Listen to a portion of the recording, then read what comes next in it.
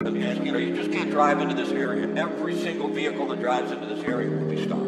Loss Angeles পৃথিবীর অন্যতম ধনী এবং স্বপ্নের শহর, আজ এক অভিশপ্ত ছাইভূমি। বিলাসবহুল বাড়ি, বিখ্যাত হলিউড এবং প্রযুক্তির প্রাণকেন্দ্র সিলিকন ভ্যালি সবকিছু যেন এই আগুনের গ্রাসে হারিয়ে গেছে।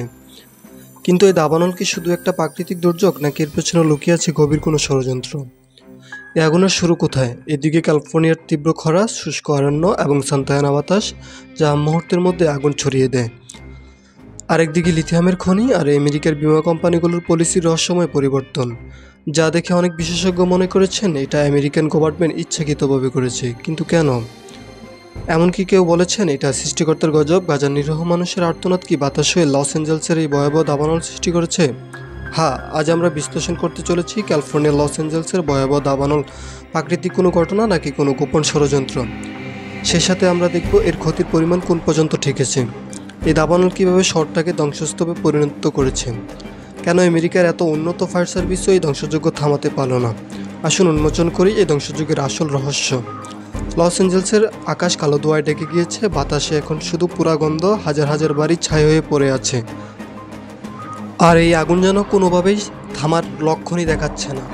আর এমন অবস্থাতে প্রশ্ন উঠেছে, এই ভয়াবহ আগুন কি শুধু প্রকৃতির রোষ, নাকি এটা মানব সৃষ্টি সাজানো এক পূর্ব পরিকল্পিত ধ্বংসযজ্ঞ? কারণ আগামী কিছুক্ষণের ভিতরে আমি এমন কিছু বলতে যাচ্ছি যা শুনলে আপনারা হয়তো আটকে উঠবেন। ক্যালিফোর্নিয়ার গভীর অরণ্য একটি বিশাল লিথিয়ামের খনি সম্প্রতি আবিষ্কার হয়েছে। এই মূল্যবান ধাতু যা ভবিষ্যতের প্রযুক্তি এবং বৈদ্যুতিক তারের ব্যাটারির জন্য অপরিহার্য। এখানকার লিথিয়াম খনিতে এত পরিমাণ লিথিয়াম আছে যা আমেরিকার সমস্ত গাড়ির ব্যাটারির জন্য যথেষ্ট হবে।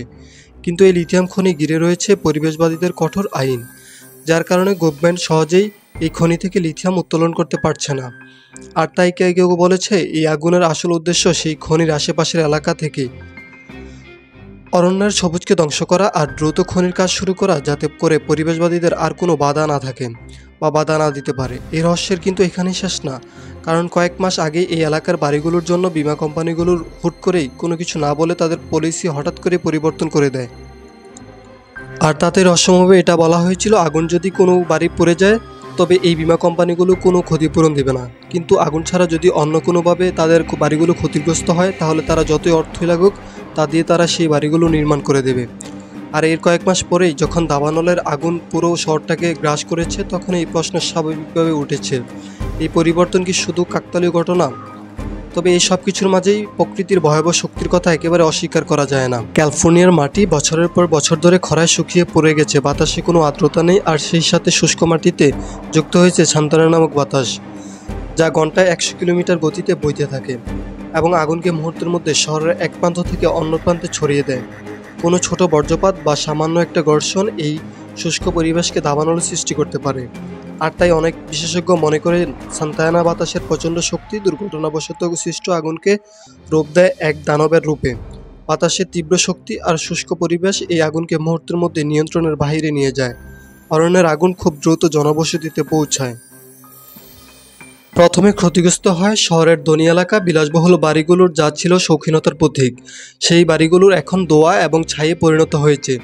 হলিউডের নামিদামি তারকা যারা জীবনের প্রতিটা স্বপ্ন এই শহরের বাস্তবায়ন করেছে, তাদের বাড়ি এবং সম্পদ নিমিষেই হারিয়ে গেছে। সেই গাছের ছায়া সাজানো রাস্তা, সেখানে প্রতিদিন বিলাসবহুল গাড়ি চলে, যেগুলো আজ আগুনের লেলিহাত শিখায় পরে কালো রঙে ঢাকা পড়ে গেছে। হলিউডের কেন্দ্রে দাঁড়িয়ে থাকা সেই বিখ্যাত সাইনবোর্ড এখনও অক্ষত, কিন্তু এর আশেপাশের এলাকাগুলো সম্পূর্ণ ধ্বংস। বিলিয়ন ডলারের বাড়ি, শুটিং স্টুডিও এবং আধুনিক স্থাপনা সবকিছু আগুনের রোষে পুড়ে ছাই হয়ে গেছে। আর এরপর আগুন এগোতে শুরু করে সিলিকন ভ্যালি দিকে। প্রযুক্তির প্রাণকেন্দ্র হিসেবে পরিচিত এই এলাকাও দাবানলের হাত থেকে রেহাই পায় নাই। গুগল, ফেসবুক এবং অন্যান্য টেকনাসের পার্শ্ববর্তী এলাকাগুলোর ধোঁয়ায় আচ্ছন্ন হয়ে যায়। আধুনিক দুনিয়ার প্রতীক হিসেবে যে ভবনগুলো দাঁড়িয়েছিল সেগুলো কাছাকাছি আগুন এসে দাবা বসায়। রাস্তায় হাজার হাজার মানুষ তাদের গাড়ি, বাড়ি এবং সম্পত্তি ছেড়ে পালাতে থাকে। ধনী গরিবের মধ্যে যেন ভেদাভেদ হারিয়ে যায়। ধনী তারকাদের চোখে সেই একই ভয় যেটা সাধারণ মানুষের মধ্যেও দেখা যায়। আগুনের লীলায়িত শিখায় ধনী গরিবদের মাঝখানে দাগটা মুছে গিয়েছে। লস অ্যাঞ্জেলস যা এক সময় ছিল স্বপ্নের শহর, কিন্তু এটা একটা ধ্বংসস্তূপ। এ দাবানল ধ্বংস করেছে বিলাসবহুল বাড়ি, ছোট ব্যবসা এবং সাধারণ মানুষের মাথা গোজাবার ঠাঁই। শহরটা আকাশ কালো ধোঁয়ায় ভরে উঠেছে, বাতাস ভারী হয়ে গেছে আগুনের পোড়া গন্ধে। লস অ্যাঞ্জেলস, যা পৃথিবীর অন্যতম ধনী এবং প্রভাবশালী ব্যক্তিদের বসবাসের স্থান, সেই শহর এখন ছাই এবং ধোঁয়ায় ঢাকা পড়ে গেছে।